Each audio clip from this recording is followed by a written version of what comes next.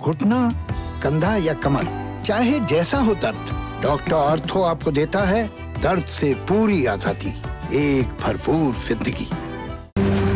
हमारे शास्त्रों में लिखी गई हर बात का वैज्ञानिक आधार है। हमारे ऋषि मुनि और पूर्वज कई साल पहले हमें आचार व्यवहार, पूजा पाठ और डेली रूटीन से जुड़ी बहुत सी बातें बता चुके हैं, जिनका कुछ हद तक अमल हम आज भी करते हैं।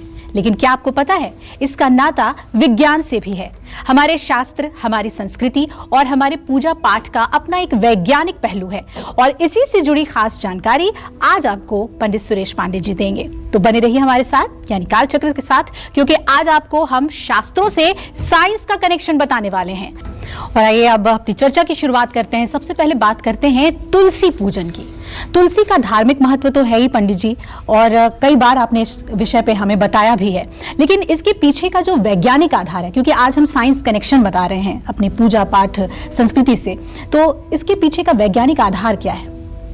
देखो, सबसे पहले तो अभिलाषा ये बताना चाहूंगा कि सनातन धर्म का कोई ऐसा कार्य नहीं है, कोई ऐसी पूजा पद्धति, कोई ऐसा आचरण, कोई ऐसा कार्य नहीं है जो बिना किसी प्रयोजन के हो जी, या जिसका बिना किसी सृष्टि में यथार्थ महत्व के महत्व दिया जाता हो। उसका कहीं न कहीं से कनेक्शन, कहीं न कहीं से महत्व है जी। अगर चींटी को चीनी खिलाने के लिए सनातन धर्म कहता है तो वो इसलिए कि चींटी बिल में जा करके और वहां ऑक्सीजन पहुंचाती हैं, उससे धरती की उर्वरा शक्ति बढ़ती है।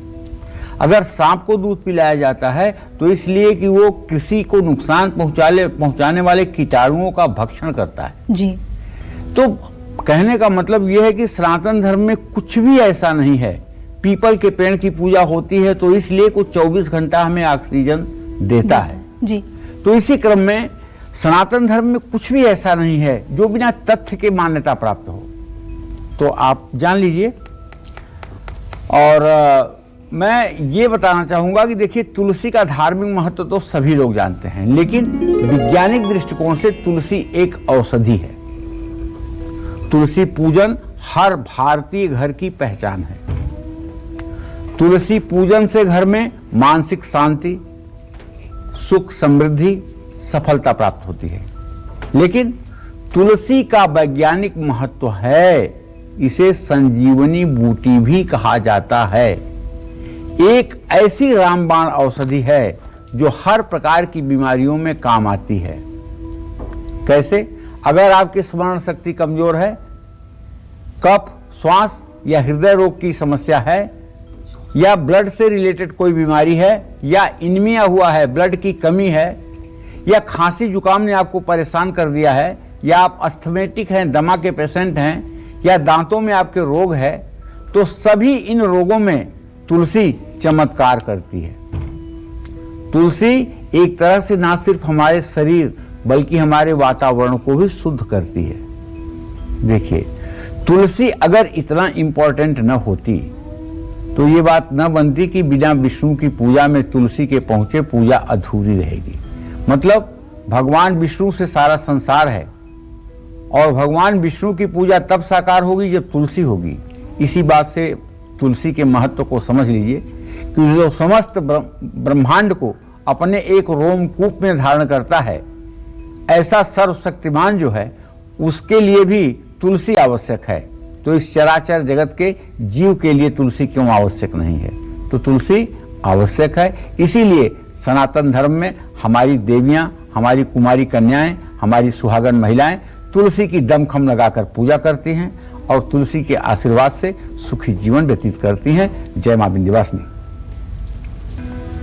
पंडित जी, तुलसी के बारे में आपने कितनी अच्छी बातें बताई हैं, और वाकई ये हमारी संस्कृति का ही हिस्सा है कि तुलसी पूजन से ही दिन की शुरुआत होती है। लेकिन दिन की शुरुआत में कहते हैं कि सूर्य पूजन का भी उतना ही महत्व है।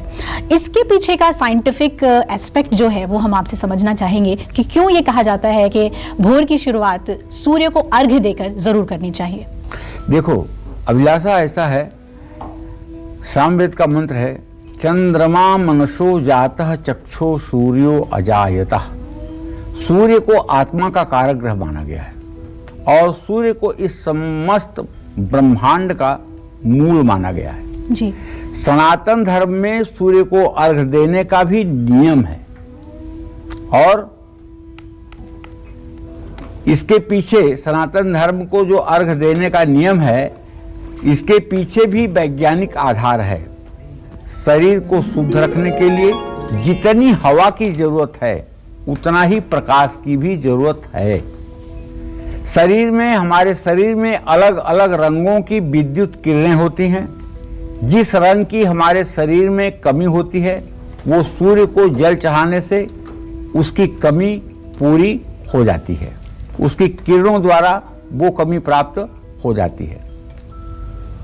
सूर्य की किरणों का प्रभाव जल पर भी बहुत जल्दी पड़ता है। सूर्य की सप्तरंगी किरणों से अद्भुत रोगनाशक गुण पाया जाता है।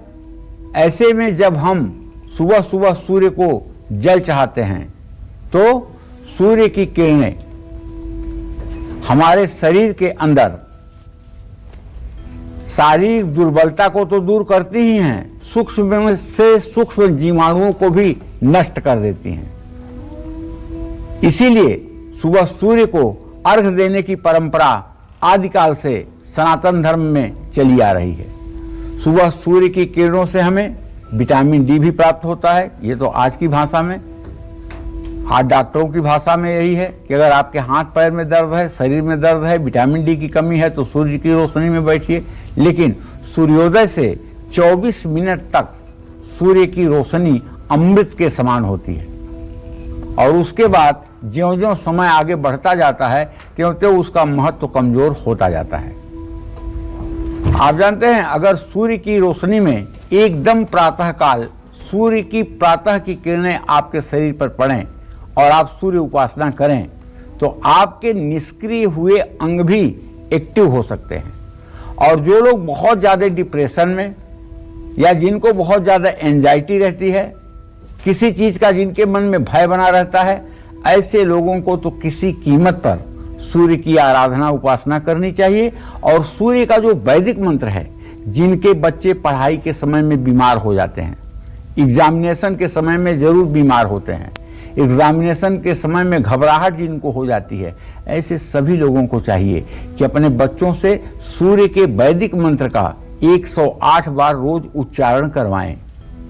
ओम आकृष्णेन रजसा वर्तमानो निवेशयन्न मृतं मृत्यं च हिरण्येन सविता रथेन देवो याति भुवनानि पश्यन्।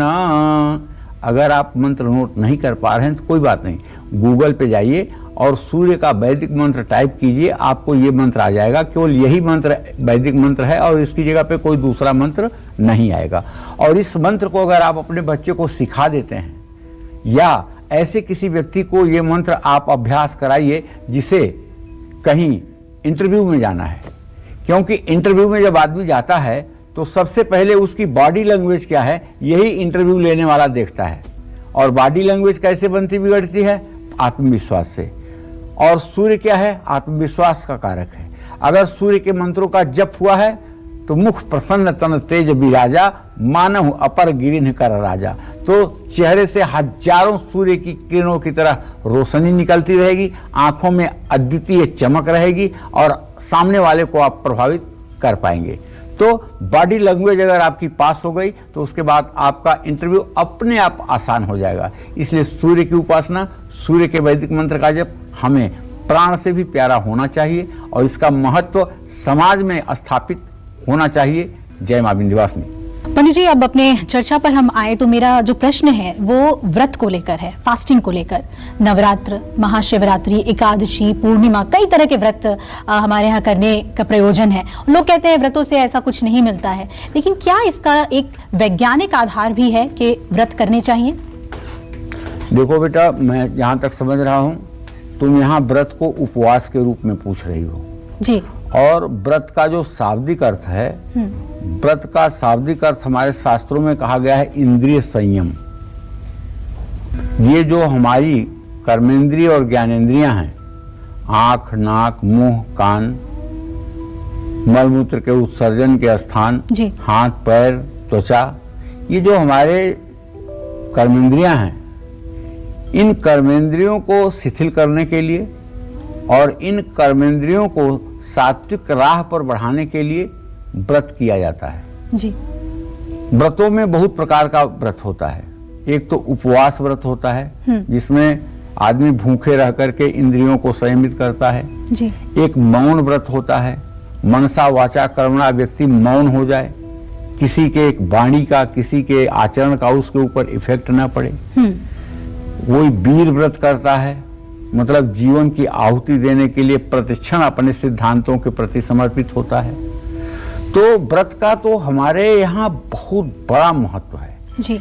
और हमारी पौराणिक कथाओं में हर उपवास का कोई न कोई वैज्ञानिक आधार है। अब देखिए, उपवास की बात आ गई ना, व्रत और उपवास में यही अंतर है। व्रत का मतलब है इंद्रिय संयम और उपवास का मतलब है कि शरीर को शिथिल करने की एक प्रक्रिया। तो उपवास का कोई न कोई वैज्ञानिक आधार तो जरूर है और ऐसी स्थिति में अगर देखा जाए तो इन कर्मकांडों से इसको इसलिए जोड़ा गया है ताकि जनसाधारण भी उपवास का महत्व समझ सकें और जब जनसाधारण इस महत्व को समझेंगे तो इसका ज्यादा से ज्यादा लाभ लोग उठाएंगे। उपवास का अर्थ 5 ज्ञानेंद्रिय और 5 कर्मेंद्रियों पर नियंत्रण है, जो मैं अब आपको बता रहा हूं। व्रत रखने के दौरान फैट बर्निंग प्रोसेस तेज हो जाता है जिससे चर्बी तेजी से गलनी शुरू हो जाती है। व्रत करने से नई रोग प्रतिरोधक कोशिकाओं के बनने में मदद मिलती है और कुछ समय के लिए व्रत रखने से मेटाबॉलिक रेट में 3 से 14% तक बढ़ोतरी होती है। व्रत करने से दिमाग स्वस्थ रहता है। व्रत करने से डिप्रेशन और मस्तिष्क से जुड़ी कई समस्याओं में फायदा मिलता है। आज के समय में तनाव एक बहुत बड़ी मेडिकल प्रॉब्लम है। ऐसे में व्रत करने से तनाव में भी कमी आएगी और निसंदेह जब तनाव में कमी आएगी तो आपके मुखमंडल का जो आभा मंडल है वो बढ़ेगा, आपके चेहरे की चमक बढ़ेगी, आपका आत्मविश्वास बढ़ेगा और आप विपरीत परिस्थितियों पर भी अपनी विजय पताका लहरा पाएंगे और आपका जीवन सफलता के राह पर आगे बढ़ेगा। जय मां विंध्यवासिनी।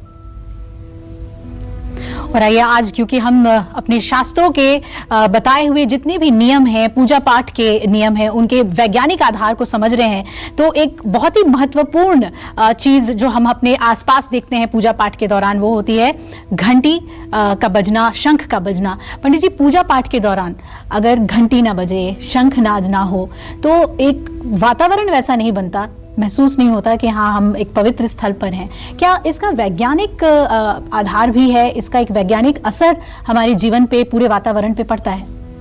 देखो, ऐसा है अभिलाषा, जिस तरह से प्रकृति में प्रदूषण होता है उसी तरह से प्रकृति में ध्वनि प्रदूषण भी होता है जी। ध्वनि प्रदूषण को रोकने के लिए साउंड एनर्जी की जरूरत पड़ती है जी। और वो साउंड एनर्जी शुभ शुभ बोलने से, शंख की आवाज से, घंटी और घड़ियाल की आवाज से वो प्राप्त होती है जी। तो कहने का मतलब है कि पूजा की घंटी का महत्व तो शायद कुछ ही लोग जानते हैं और इसका वैज्ञानिक तथ्य है कि मंदिर या किसी भी पूजा पाठ के स्थान पर पूजा की घंटी और शंख बजाने से वातावरण में जो कीटाणु हैं वो नष्ट हो जाते हैं और वातावरण पवित्र हो जाता है। शंख की ध्वनि से मलेरिया के मच्छर भी खत्म हो सकते हैं और शंखनाद से सकारात्मक ऊर्जा का सृजन भी होता है। 40,000 रुपया लगा करके एंजियोग्राफी होती है, तब पता चलता है कि कितना ब्लॉकेज है हार्ट में और आदमी के हृदय रोग की क्या समस्या है। लेकिन अगर शंख नहीं बज पाता है, कोई आदमी शंख नहीं बजा पाता है, तो इसका मतलब है कि वो हृदय रोगी है और अगर शंख बज रही है तो इसका मतलब कि उसे एंजियोग्राफी कराने की जरूरत नहीं है, क्योंकि हमारे फेफड़े इतने मजबूत हैं कि वो शंख अगर बजा पा रहे हैं तो इसका मतलब कि कोई हृदय रोग नहीं है। बहुत बड़ी परीक्षा है शंख ध्वनि का। और आप एक बात जान लीजिए, केवल पूजा पाठ में ही नहीं, युद्ध के मैदान में भी शंख का बजना अपने आप में महत्व रखता है। जब कुरुक्षेत्र में युद्ध की तैयारी चल रही थी, दोनों सेनाएं आमने सामने थी, तो उस समय युद्ध शुरू करने के पहले क्या हुआ था? शंखनाद। पांचजन्यम हृषिकेशो देवदत्तम धनंजय पौंड्रदध्मा महाशंख भीमकर्मा भृगोदर। पांचजन्यम हृषिकेशो, पांचजन्य नाम का शंख जो था उसे भगवान कृष्ण ने बजाया। देवदत्तम धनंजय, देवदत्त नाम का जो शंख था उसको अर्जुन ने बजाया। पौंड्रदध्मा महाशंख भीमकर्मा भृगोदर, और पौंड्रदध्म नाम का जो शंख था उसको भीम ने बजाया। तो ये शंखनाद युद्ध की तैयारी का संकेत भी देता है। इससे आत्मबल में वृद्धि होती है और शंख में प्राकृतिक कैल्शियम, गंधक और फास्फोरस की भरपूर मात्रा होती है। अगर शंख असली होगा तो उसको अपने कान के पास लगाएंगे ना तो वो बोलेगा, और अगर शंख नकली होगा, पेरिस ऑफ प्लास्टर से बना हुआ होगा, आर्टिफिशियल होगा, तो वो बोलेगा नहीं। शंख कान के पास लगाइए तो ऐसे बोलेगा, ऐसी आवाज आएगी। तो ओरिजिनल शंख की ये पहचान है। प्रतिदिन शंख फूंकने वाले को गला और फेफड़े दोनों का रोग नहीं होता है। ये जो आज कोरोना हो रहा है और जल्दी से लोग कह रहे हैं कि ऑक्सीजन लेवल नीचे जा रहा है, ऑक्सीजन लेवल नीचे जा रहा है। अरे मैं कहता हूं कि अगर कोई प्राणायाम करता हो, और वो भी प्राणायाम नाड़ी शोधन प्राणायाम करता हो, उसका ऑक्सीजन लेवल नीचे ले जाके दिखाइए। अगर कोई रोज शंख बजाता है तो उसका ऑक्सीजन लेवल नीचे ले जाके दिखाइए। सवाल ही नहीं उठता है। आज जिस ऑक्सीजन के लिए मारामारी हो रही है, जिस ऑक्सीजन लेवल को मेंटेन करने के लिए जद्दोजहद हो रहे हैं, अगर हम रोज शंख बजाएं, अगर हम नाड़ी शोधन प्राणायाम करें तो इस रोग से तो हम बच सकते हैं। शंख बजाने से स्मरण शक्ति भी बढ़ती है। इस बात को आप जान लीजिए। ब्राह्मी वटी खाने से जो लाभ मिलता है वो शंख बजाने से बिना ब्राह्मी वटी के भी वो लाभ मिलता है। क्यों? मेमोरी पावर बहुत जरूरी है। आप चाहे जितने बड़े विद्वान हो, अगर आप पढ़ते हैं और भूल जाते हैं कोई मतलब नहीं। अगर आपकी रिकॉल मेमोरी स्ट्रांग नहीं है, अगर आप अपने मेमोरी को तुरंत वापस नहीं ला पाते हैं, तो फिर तो सब कुछ पढ़ना लिखना ज्ञान सब बेकार है। क्योंकि अगर समय पर चीजें याद नहीं आती हैं, समय पर चीजें प्रकट नहीं होती हैं, फिर उसका होना न होना बराबर है। अस्त्र और शस्त्र आपके पास है, लेकिन युद्ध शुरू हो गया, युद्ध में आपके पास अस्त्र शस्त्र नहीं है, उसके बाद में अस्त्र शस्त्र होकर के ही आप क्या करेंगे? तो इसलिए शंखवादन से स्मरण शक्ति बढ़ती है, इसका ध्यान देना चाहिए। और हमें चाहिए कि अपने घरों में, देखिए मेरा आग्रह है आपसे, अपने घरों में एक बजने वाला शंख, एक दक्षिणावर्ती शंख, एक घंटी, और ईशान कोण में एक तुलसी का पौधा, और घर में ईशान कोण में एक चांदी के बर्तन में या पीतल के बर्तन में गंगा जल, एक लाल कपड़े में रामचरितमानस और श्रीमद् भगवद गीता की पुस्तक। इतना तो हर सनातन धर्मी के घर में होना चाहिए। और इतनी चीजें जिस भी सनातन धर्मी के घर में होंगी, मैं विश्वास के साथ कह सकता हूं, ऐसे आदमी के घर में ऊपर नीचे तो भाग्य का खेल है, होता रहता है, लेकिन ऐसे लोगों के घर में ना तो भूत प्रेत की बाधा होगी, और ना ही कभी ऐसे परिवारों में किसी की अकाल मृत्यु होगी, और ना ही ऐसे परिवारों में कभी विद्युत का वज्रघात होगा। इन चीजों से ये चीजें जरूर बचाएंगी। जय मां विंध्यवासिनी। पंडित जी, आज बेहद अहम चर्चा हम लोग कर रहे हैं और बहुत ही वैज्ञानिक तथ्यों के साथ आप हमें जानकारियां दे रहे हैं। आज कालचक्र में पंडित जी आपको जो धार्मिक मान्यताओं का वैज्ञानिक महत्व है वो लगातार बताएंगे। आगे इसी से जुड़ी और भी जानकारी आपको देंगे। एक छोटे से ब्रेक के लिए यहाँ पर रुक रहे हैं, आप बने रहिए कालचक्र के साथ। ब्रेक के बाद स्वागत है आप सभी का कालचक्र में। क्यों लगाया जाता है माथे पर तिलक, क्यों की जाती है पीपल की पूजा, और क्यों करते हैं हवन और यज्ञ, क्यों पंचामृत, चरणामृत और गौमूत्र को माना जाता है शुभकारी और गुणकारी, क्या है हमारे शास्त्रों का साइंस से नाता, और यही सब आज बता रहे हैं हमें पंडित सुरेश पांडे जी। अब बात करते हैं हम गायत्री मंत्र की। पंडित जी, गायत्री मंत्र के बारे में तो कहते हैं इसका एक बहुत ही साइंटिफिक और बहुत ही स्ट्रॉन्ग इम्पैक्ट इंसान के ऊपर पड़ता है, बल्कि ये भी कहा जाता है कि अगर सही ढंग से ना उच्चारण करें तो उसका नेगेटिव इफेक्ट भी पड़ता है। गायत्री मंत्र के बारे में बताइए कि कितना वैज्ञानिक मंत्र है ये, इसका पूरा असर हमारे जीवन पर। देखो, गायत्री छंदसाम मातेति, गायत्री है वेदों की माता जी। और गायत्री का महत्व बताने के लिए ब्रह्मा के 4 मुंह भी छोटे पड़ जाएंगे और सरस्वती की वीणा भी जवाब दे जाएगी, क्योंकि गायत्री छंदसाम मातेत, ये वेदों की माता है।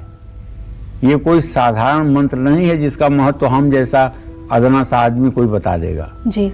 लेकिन जो हमारे शास्त्रों में लिखा हुआ है उसको कहने का प्रयास तो मैं कर रहा हूं जी जी। लेकिन कहने में अगर कोई भूल चूक हो तो उसे मेरी अल्पज्ञता, अज्ञानता मान करके क्षमा करिएगा।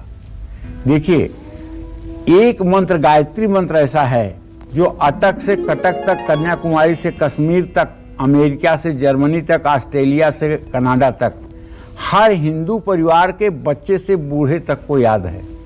किसी से आप पूछ के देख लीजिए, अगर वो हिंदू धर्म का है तो उसे गायत्री मंत्र आता है। यही एक ऐसा मंत्र है जो संपूर्ण ब्रह्मांड में सभी लोगों को आता है। ये इसलिए इतना महान है कि इससे दिव्य ऊर्जा निकलती है जिसका पूरे शरीर पर सकारात्मक प्रभाव पड़ता है। गायत्री मंत्र के जप करने से आसपास की नकारात्मक ऊर्जा समाप्त होने लगती है। ये मंत्र शरीर को हानि पहुंचाने वाले सूक्ष्म जीवों को भी नष्ट करते हैं। कभी आपने सोचा कि आखिरकार गायत्री का इतना महत्व क्यों है? तो मैं बताना चाहता हूं, आज ध्यान से सुनिएगा। ये हमारा शरीर और ये संपूर्ण विश्व, 7 लोकों में ये पूरा विश्व डिवाइडेड है और 7 चक्रों में ये मेरा पूरा शरीर बंधा हुआ है। यद पिंडे तद ब्रह्मांडे, जो इस पिंड में है वही ब्रह्मांड में है। तो 7 चक्र जो हमारे शरीर में माने जाते हैं, वो पहला चक्र जो गुदा मार्ग पर होता है उसका नाम है मूलाधार, जो लिंग मूल पर है उसका नाम है स्वाधिष्ठान, जो नाभि पर है उसका नाम है मणिपूरक, और जो हृदय पर है उसका नाम है अनाहत, और जो कंठ पर है उसका नाम है विशुद्धि, और जो त्रिकुटी पर है उसका नाम है आज्ञा, और जो एकदम ऊपर है उसका नाम है सहस्रार। कितने चक्र हुए? 7। इन 7 चक्रों का जिसका जागरण हो जाए वही व्यक्ति ईश्वर से कम नहीं होता है। और इन चक्रों में 3 चक्रों का जागरण तो बिना प्रयास के भी हो जाता है, लेकिन चौथे चक्र से जागरण बिना प्रयास के नहीं होता है। तो कहने का मतलब, गायत्री में जो एक मंत्र छिपा हुआ है उसकी व्याहृति कभी आपने उसको अगर देखा होगा तो आज मैं आपको बता रहा हूं। उन 7 चक्रों को ये 7 अक्षर, ये 7 शब्द एक्टिवेट करते हैं। वो क्या है? ओम भू, ओम भुवः, ओम स्वः, ओम महः, ओम जनः, ओम तपः, ओम सत्यम, ओम तत्सवितुर्वरेण्यं भर्गो देवस्य धीमहि धियो जो नः प्रचोदयात्, आपो ज्योतिरसो अमृतम ब्रह्म भूर्भुवः स्वरोम। अब आप भी समझ गए होंगे कि 7 चक्रों को एक्टिव करने के लिए इन 7 व्याहृतियों से प्राणायाम किया जाता है। जब हम पूरक करके और कुंभक में जाकर के इन 7 व्याहृतियों का पाठ करते हैं, नाभि पर, हृदय पर और त्रिकुटी पर ध्यान लगा करके, तो हमारे ये सारे चक्र एक्टिवेट हो जाते हैं। और जब ये चक्र एक्टिवेट हो जाते हैं तो मनुष्य प्रकृति के इतना नजदीक हो जाता है कि उस मनुष्य के मन के अनुसार प्रकृति कार्य करने लगती है। एक मुहावरा है कि धोती आकाश में सूखना। धोती आकाश में सूखने का मतलब कि कोई आकाश में हैंगर नहीं लगा हुआ है जहां जाके धोती सूखती है। धोती आकाश में सूखने का मतलब बहुत उच्च प्रतिष्ठा का प्राप्त होना। और ये उच्च प्रतिष्ठा कैसे प्राप्त होती थी लोगों को? गायत्री के द्वारा। तो इसलिए गायत्री में 24 अक्षर है, गायत्री के 24 देवता है, गायत्री की 24 जो है वो स्वरूप है, इतने पुष्प हैं। तो गायत्री बहुत बड़ी चीज है। और गायत्री के प्रभाव को जानते हैं, अगर किसी को डर लग रहा है तब भी गायत्री मंत्र पढ़ लेता है। अगर किसी को कोई संकट आए तब भी गायत्री पढ़ लेता है। अगर पूजा में कोई बैठा अपने को पवित्र करना चाहता है तब भी गायत्री पढ़ लेता है। मतलब गायत्री ऐसा कोई प्रयोग नहीं जहां प्रयोग न होती हो। तो इसलिए गायत्री छंद साम मातेत, अपने सुबह की शुरुआत गायत्री से करिए।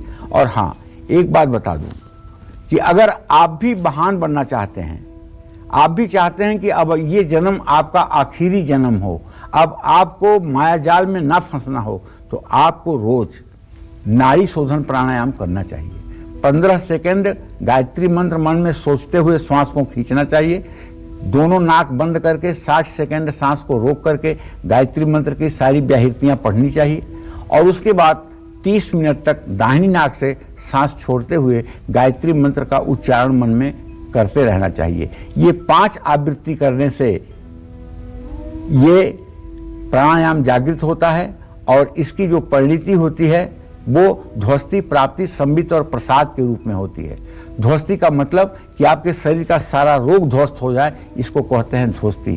प्राप्ति माने किसी चीज की आपको इच्छा है और वो इच्छा आपकी अनायास पूरी हो जाए, इसको कहते हैं प्राप्ति। संबित का मतलब ग्रह गोचर प्रकृति के बारे में आपको ज्ञान हो जाए, तो ये है संबित। और प्रसाद की अवस्था का मतलब कि आप ऋषि मुनि की तरह एक जगह बैठ जाएं और सारे कार्य आपके अनायास, आपके बिना संकल्प के होते रहें, तो ये प्रसादावस्था है। मार्कंडेय पुराण में इसका विधिवत वर्णन आता है और जो लोग इसके इच्छुक और जिज्ञासु हों, इस पर विशद जानकारी लेना चाहें, उन्हें मार्कंडेय पुराण पढ़ना चाहिए। जय मां विंध्यवासिनी। तो आज गायत्री मंत्र का जो वैज्ञानिक आधार है और कितना लाभ है उसका हमारे जीवन पे, उसके बारे में पंडित जी आपने हमें बताया।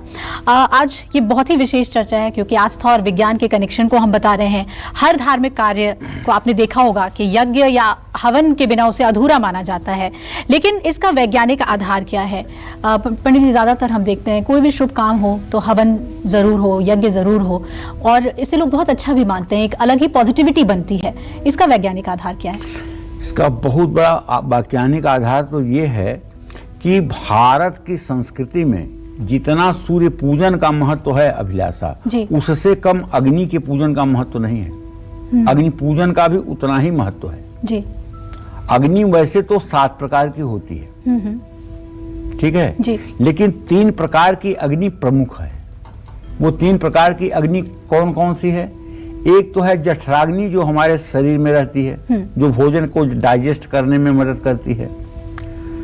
और एक है बड़वाग्नि, जो समुद्र में रहती है, जो समुद्र के सतह को मेंटेन करती है। नहीं तो समुद्र में इतने नदियों का पानी मिल रहा है, समुद्र में भी बाढ़ आ जाए ना, समुद्र में बाढ़ क्यों नहीं आती है? बड़वाग्नि उसके जल को संयमित रखता है। और तीसरी है दावाग्नि। दावाग्नि वो होती है जो लोगों का घर जलाती है, जिससे लोगों के खलिहान जल जाते हैं, जिससे बड़ी बड़ी बिल्डिंगें जल के राख हो जाती हैं, जंगल जल के राख हो जाते हैं। विनाशकारी अग्नि, विनाशकारी, उसको दावाग्नि कहते हैं। तो इसी तरह से भारतीय संस्कृति में अग्नि को बहुत ही पवित्र माना गया है। कहते हैं ना, अबला का नहीं कर सके, का नहीं सिंधु समाए, पावक का नहीं जाय सके, काल का ही नहीं खाए। अग्नि से जुड़ा एक प्रमुख संस्कार है, वो है हवन। इसे अग्निहोत्र भी कहते हैं। यज्ञ इसी का विस्तृत स्वरूप है। वेदों में कहा गया है कि हवन उतना ही जरूरी है जितना व्यक्ति के लिए जल। जब हवन में जौ, तिल, कस्तूरी, केसर, चंदन, इलायची, गुग्गल, घी, चावल, शहद, छुआरा, गिलोय, शक्कर, नागरमोथा, कूट, छणीला, जटामासी, सुगंध वाला, देवदारू का चूरा, चंदन भूरा, ये सारी सामग्रियां जब डाली जाती हैं तब इनका सबसे पहला लाभ वातावरण को मिलता है। इससे वातावरण शुद्ध होता है। पॉल्यूशन जो आज लोग कह रहे हैं कि बहुत तेजी से गर्मी बढ़ रही है और बहुत तेजी से बर्फ के पहाड़ पिघल रहे हैं, अगर ऐसा होता रहा तो सन 2050 तक बॉम्बे अपनी जगह पे नहीं रह जाएगा। पूरा मतलब कि तबाही ही तबाही आ जाएगी, जलजला ही जलजला आ जाएगा। क्यों? इसलिए कि तापमान धरती का बढ़ रहा है।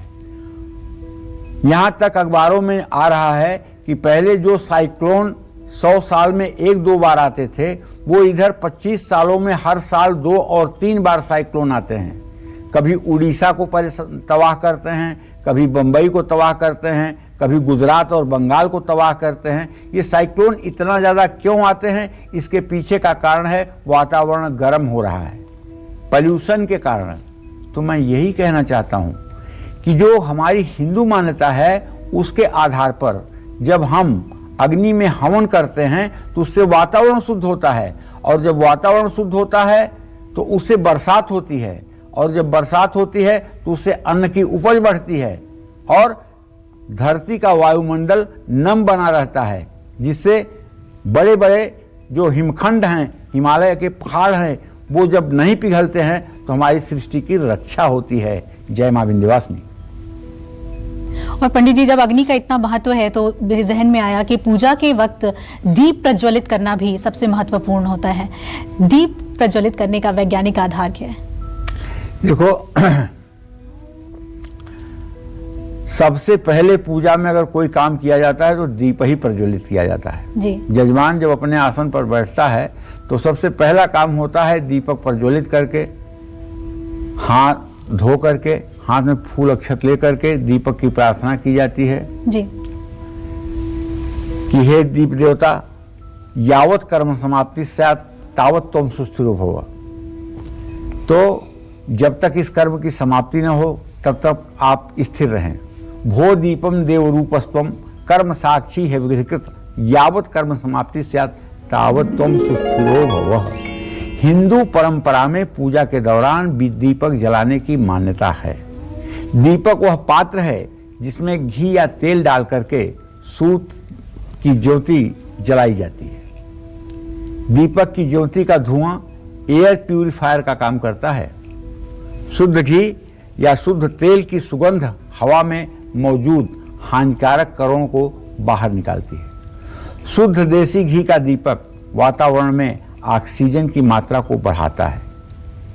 आपका घर और शरीर रेडियो एक्टिव वेव के बुरे प्रभावों से काफी हद तक बच जाता है। शरीर पर खतरनाक वायरस और बैक्टीरिया प्रभाव नहीं डालते हैं। तेल का दीपक जलाकर पूजा करने से पूजा करने वाले के चारों तरफ बहुत पतला सुरक्षा कवच बन जाता है, जिससे उसे किसी प्रकार का नुकसान नहीं होता है। और अगर आपने दीपक जलाया होगा तो आपने दीपक की बहुत सी चीजें देखी होंगी। दीपक सिग्नल भी देता है।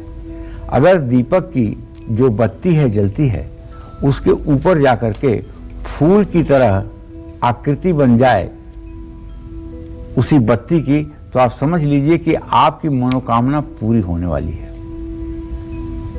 और जिस घर में किसी महिला को नया नया गर्भधारण हो रहा हो, उस घर में जब पूजा होगी तो उस दिए में 2-2 फूल एक साथ लगेंगे। ये सिग्नल है, ईश्वरी सिग्नल है, जिसे हमारे ऋषियों ने, मुनियों ने, मनीषियों ने देखा है, परखा है और आगे इसको बताया है। तो दीपक की उपस्थिति, हमारे दीपक को अग्निदेव के रूप में हम उनको उपस्थित करके साक्षी मान करके पूजा करते हैं। इसीलिए कहते हैं भो दीपम देव रूपस्त्वम कर्म साक्षी है विकृत, यावत कर्म समाप्ति स्यात् तावत त्वं सुस्थिरो भव। और दीपक का अचानक बुझ जाना बहुत बड़े अशुभ का संकेत है। जब भी दीपक किसी शुभ कार्य में बुझ जाता है तो उस समय तत्काल सुयोग्य ब्राह्मण को चाहिए कि यजमान से एक प्रायश्चित गोदान जरूर कराएं। चाहे 20 आने का ही गोदान हो, एक प्रायश्चित गोदान जरूर कराना चाहिए। नहीं तो दीपक के बुझने का प्रायश्चित होता है। और अगर दीपक को कोई कीटाणु आकर के बुझा रहा है, कोई भौरे टाइप का जंतु आकर के बुझा रहा है, तो आप मानिए कि उस स्थल पर दूषित आत्माएं रहती हैं जो पूजा पाठ को बर्दाश्त नहीं कर पा रही हैं। तो दीपक का बहुत बड़ा महत्व है। दीपक हर पूजा पाठ में जलना चाहिए, ये बात आपको समझ लेना चाहिए। जय मां विंध्यवासिनी। चलिए हम आगे बढ़ते हैं चर्चा में। कई ऐसे प्रश्न हैं जो आज जहन में आ रहे हैं, जो हमारे शास्त्रों में लिखी हुई हैं, हम उसका पालन भी करते हैं, लेकिन उसका जो वैज्ञानिक आधार है वो समझना बेहद जरूरी है। वृक्षों के पूजन की बात करते हैं पंडित जी, कहते हैं पीपल, बरगद, केले का पेड़, इन सभी के पूजन से बहुत लाभ मिलता है, लेकिन क्या इसका जो साइंटिफिक आधार है वो भी उतना ही अहम है? देखो, सबसे पहले तो मूल आधार यही समझ लो कि मनुष्य वही करता है जो उसके लिए और उसकी सृष्टि के लिए आवश्यक है जी। अनायास तो मनुष्य एक सरसों भी नहीं उठाता है। आप ये मान के चलो जी। जो सृष्टि के लिए आवश्यक है, जो उसके जीवन के लिए आवश्यक है, उसको धर्म से जोड़कर, मर्यादा से जोड़ करके, उसे भावना से जोड़ करके उसे अग्रसर करता है, आगे बढ़ाता है। पीपल एक ऐसा वृक्ष है जो 24 घंटे ऑक्सीजन देता है। कोई मुकाबला नहीं है, कोई वृक्ष पीपल की मुकाबला नहीं कर सकता। 24 घंटे ऑक्सीजन देने वाला वृक्ष है पीपल। इसीलिए भगवान श्री कृष्ण गीता में कहते हैं, वृक्षों में मैं पीपल हूं। तो हिंदुओं में पीपल को जल से सिंचित करना एक प्रकार से बहुत बड़ा धार्मिक अनुष्ठान माना जाता है। पीपल का पेड़ कई प्रकार के औषधियों के निर्माण में काम आता है। पीपल ही एक ऐसा पेड़ है जो 24 घंटे ऑक्सीजन छोड़ता है।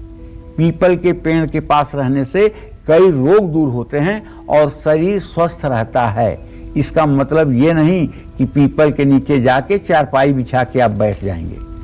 मलमूत्र का त्याग नहीं करना चाहिए पीपल के नीचे, थूकना नहीं चाहिए पीपल के नीचे, गंदगी नहीं फैलाना चाहिए पीपल के नीचे। पीपल देव वृक्ष है, उसकी पूजा करना चाहिए, उसका धार्मिक महत्व है। जय मां विंध्यवासिनी। तो चलिए, पीपल के पेड़ का जो वैज्ञानिक आधार है उसके पूजन का, वो आपको पंडित जी ने बताया। पंडित जी, पूजा पाठ के दौरान ये भी देखा गया है जितने भी लोग होते हैं उनको तिलक जरूर लगाया जाता है और बहुत ही खूबसूरत माहौल होता है, वो हम बहुत ही पॉजिटिव महसूस करते हैं। तिलक लगाने का क्या वैज्ञानिक आधार है? आपने भी तिलक लगाया हुआ है, रोज आप लगाते हैं, आज इसका वैज्ञानिक आधार बताइए। चंदनम वंदते नित्यम पवित्रम पापनाशनम आपदम हरते नित्यम लक्ष्मीर वसतु सर्वदा। देखो अभिलाषा, सही बात तो यह है कि तुम्हें बहुत चीज़ों को जानने की अभिलाषा रहती है, विद्वान भी हो ऐसी बात नहीं है, और योग्यता और पात्रता है सब चीज़ों को समझने की। समझ लो बेटा कि जहाँ चंदन लगाया जाता है यहीं पर भगवान शिव की तीसरी दृष्टि है और इसी को त्रिकुटी कहते हैं और आध्यात्मिक भाषा में इसको आज्ञा चक्र भी कहते हैं। यहाँ पर द्विदल कमल की कल्पना की जाती है। सफेद रंग के द्विदल कमल, 2 पंखुड़ियों वाले कमल की कल्पना की जाती है। भगवान शिव की तीसरी आंख भी यही है और मनुष्य की तीसरी आंख भी यही है, क्योंकि आज्ञा चक्र के जागरण होने के बाद इस चराचर जगत में कुछ भी असंभव नहीं रह जाता है। इसलिए जब वहीं चंदन लगाया जाता है, मलयागी चंदन जो शीतलता प्रदान करता है, तो निश्चित रूप से तिलक लगाना धार्मिक कृत्यों से जुड़ जाता है। माथे पर तिलक जिस स्थान पर लगाया जाता है वो भ्रूमध्य या आज्ञा चक्र कहलाता है। शरीर शास्त्र की दृष्टि से यह स्थान पीनियल ग्रंथि का स्थान है। ऐसे में जब माथे पर तिलक लगाया जाता है तो आज्ञा चक्र को नियमित रूप से उत्तेजना मिलती रहती है। इसीलिए कहते हैं ना, आत्मा तुम गिरजामति सहचरा प्राणा शरीरम गृह पूजाते विषय उपभोग रचना निद्रा समाधि स्थिति संचार पदो प्रदक्षिण विधि स्त्रोतारि सर्वागिरो यद कर्मम क्रियते तदखिलम संभो तो आराधनम। जय मां विंध्यवासिनी। तो शास्त्रों में बताए हर नियमक के आज हम आपको जो धार्मिक है और साथ ही साथ जो साइंटिफिक है वो आधार लगातार बता रहे हैं। हम पैर क्यों छूते हैं, नमस्कार क्यों करते हैं, क्यों गोमूत्र, चरणामृत और पंचामृत शुभकारी है हमारे लिए, ये सब बताएंगे आपको आज पंडित जी। लेकिन एक छोटे से ब्रेक के बाद बने रहिए कालचक्र के साथ।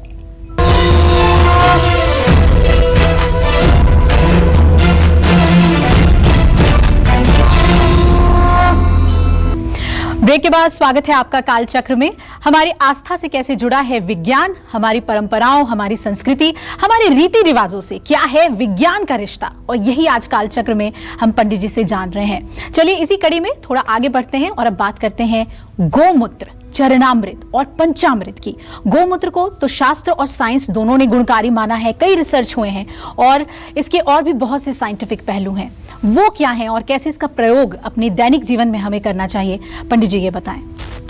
देखिए, अब जो 3 चीजों की बात हम करेंगे, गोमूत्र की या चरणामृत की या पंचामृत की, ये सचमुच में अमृत है।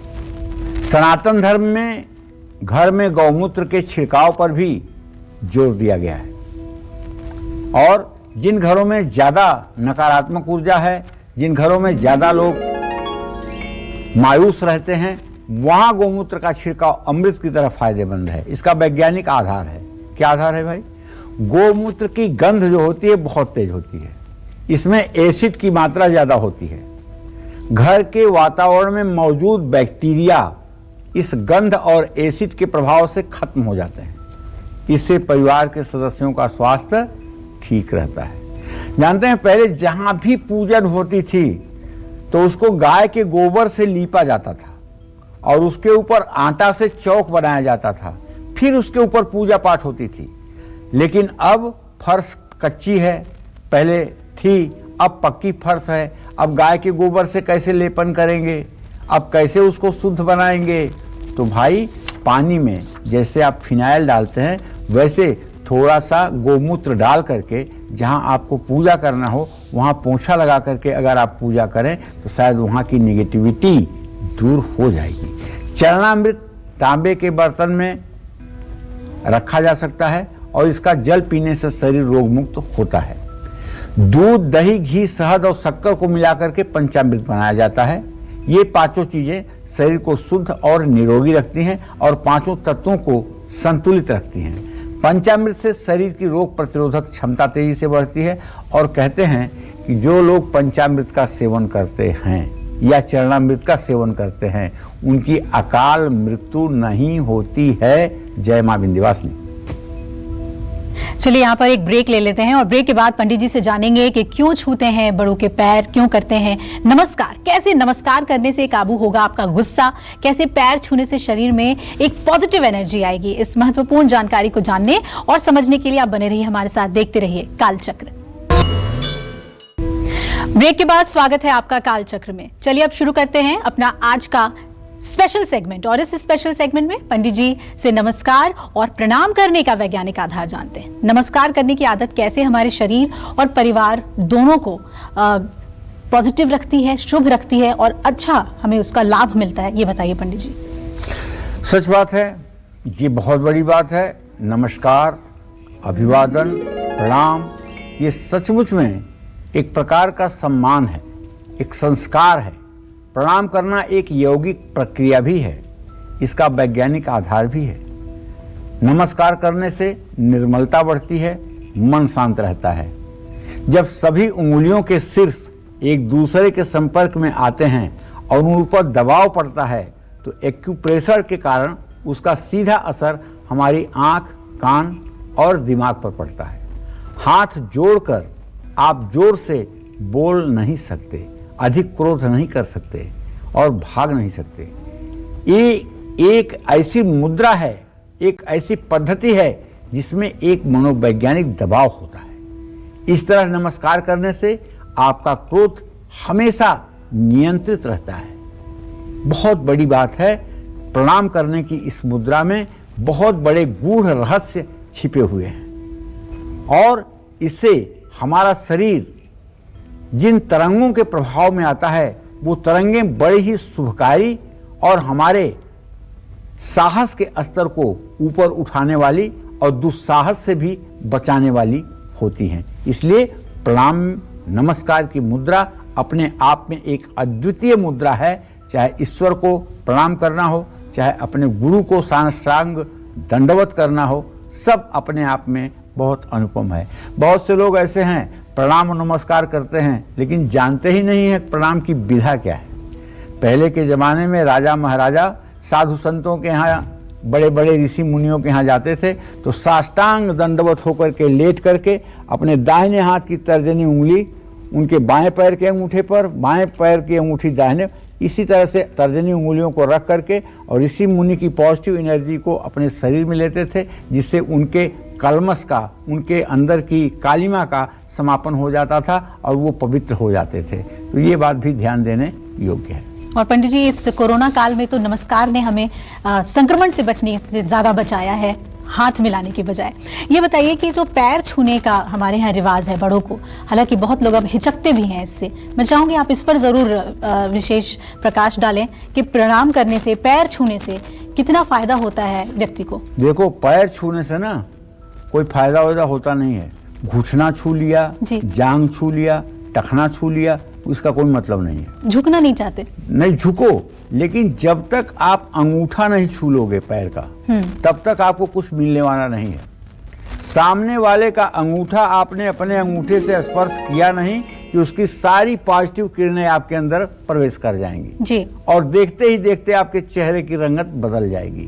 तो प्रणाम में पैर का अंगूठा छूने का अपने आप में जो महत्व है वो है। हमारे सिर को उत्तरी ध्रुव और पैर को दक्षिणी ध्रुव माना गया है। चुंबकीय ऊर्जा सिर से प्रवाहित होती है और हमारे पैरों तक जाती है। हमारे पैरों में ये ऊर्जा असीमित मात्रा में रहती है। जब हम किसी भी व्यक्ति के पैर को छूते हैं तो उस व्यक्ति के शरीर की सकारात्मक ऊर्जा हमारे हाथों की उंगलियों से हमारे शरीर में आती है। इसे कॉस्मिक एनर्जी का प्रवाह कहते हैं। इसलिए कमजोर ताकत वाला आदमी भी किसी तपस्वी साधक या अच्छे व्यक्ति के पैर का अंगूठा छू करके अच्छाई के रास्ते पर चल सकता है। जय मां विंध्यवासिनी। पंडित जी, आज आपने बहुत अच्छी चीजें बताई और मुझे उम्मीद है कि हमारे दर्शक समझेंगे कि सिर्फ धार्मिक महत्व नहीं है, इसका एक वैज्ञानिक महत्व है। तो और भी विश्वास से इन सभी नियमों का पालन करेंगे। बहुत बहुत धन्यवाद आपका। धन्यवाद। तो हम उम्मीद करते हैं आपको हमारा आज का ये विषय बहुत पसंद आया होगा। कल फिर एक नए विषय और आपकी परेशानियों को दूर करने के लिए ढेरों उपाय लेकर आएंगे हम पंडित सुरेश पांडे जी के साथ। तब तक कालचक्र की पूरी टीम को इजाजत दीजिए और देश दुनिया की खबरों के लिए देखते रहिए न्यूज़ 24। नमस्कार।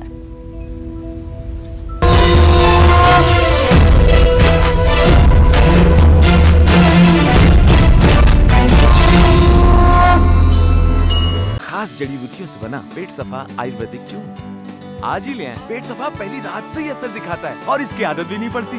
पेट सफा, हर रोग दफा।